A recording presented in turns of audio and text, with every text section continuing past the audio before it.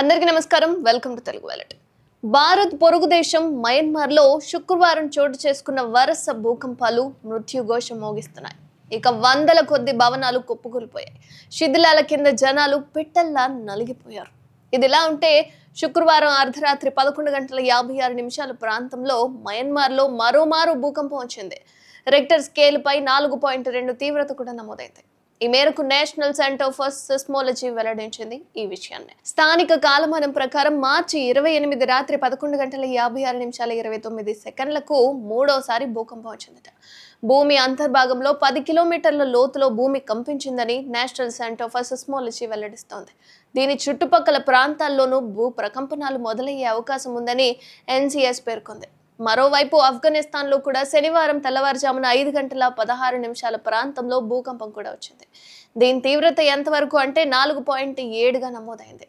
ఇక భూమి అంతర్భాగంలో 180 కిలోమీటర్ల లోపల కదలికలు అనేవి సంభవించినట్లుగా కాగా శుక్రవారం ఉదయం 11:50 సమయంలో సంభవించినట్లుగా భారీ భూకంపం రెక్టర్ స్కేల్ మీద 7.2 తీవ్రత మయన్మార్లో నమోదైనట్టుగా తెలుస్తోంది.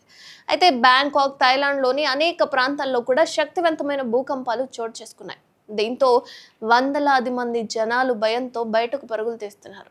మయన్మార్లోని ఇరావడి నదిపై ఉన్న రోడ్డు వంతెన నదిలో కూలిపోయింది.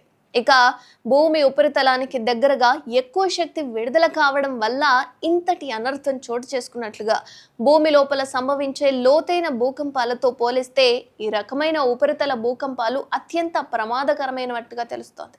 అయితే దీనివల్ల బలమైన భూమి కంపనాలు, భూమిపై ఉన్న నిర్మాణాలు తీవ్రంగా దెబ్బతింటాయి. రీసెంట్గా మనం కొన్ని భవనాలు కూలిపోయిన సంఘటనలు కూడా చూసాం. అండ్ భూకంపం కారణంగా మయన్మార్ రాజధాని నెపిడాలో 1000 పడకల దవాఖానా కుప్పకూలిపోయింది. ఇక బ్యాంకాక్లోని చుట్చాక్ పరిసరాల్లో నిర్మాణంలో ఉన్న 30 అంతస్తుల భవనం కూడా నిలువునా కూలిపోయింది ఉన్నట్టుండి ఉన్న పలంగా. ఇక ఈ ప్రమాదంలో 3 మరణించగా 78 మంది కార్మికులు శిథిలాల కింద చిక్కుకుపోయారు. మరి వాళ్ళ పరిస్థితి ఏంటో ఏమో. ఇక మయన్మార్ భూకంపం దాటికి ఇప్పటి వరకు 700 మంది చనిపోయినట్లుగా సమాచారం అయితే ఉంది. ఇక 1670 మంది తీవ్రంగా గాయపడ్డారు. ఈ క్రమంలో అక్కడి స్కూళ్ళు, కాలేజీలు, ట్రైన్ సర్వీసులను ఆ దేశ ప్రభుత్వం రద్దు చేసింది. కాగా మయన్మార్లో భూకంపాలు రావడం ఇదే తొలిసారి కాదు. తరచూ ఈ దేశంలో భూకంపాలు సంభవిస్తూనే ఉంటాయి. ముఖ్యంగా యురేషియన్, ఇండో ఆస్ట్రేలియన్ ప్లేట్ల మధ్య ఘర్షణ కారణంగా మయన్మార్లో తరచూ భూకంప ప్రమాదాలు అనేవి జరుగుతూనే ఉంటాయి. 1990 నుంచి 2019 వరకు కూడా ప్రతి సంవత్సరం మయన్మార్, దాని చుట్టూ పరిసరాల్లో దాదాపుగా 140 సార్లు భూకంపాలు అనేవి వచ్చాయట. అండ్ ఈ భూకంపాల గురించి 2025లో భూకంపాలు అనేవి సంభవిస్తాయి, ఎన్నో యుద్ధాలు అనేవి జరుగుతాయి అని భాభావంగా కూడా చెప్పారు. ఇక ఆమె చెప్పినవి జరుగుతాయా, ఇదే విధంగా కొనసాగుతుందా అన్న భయం కూడా ప్రజల్లో మొదలైంది.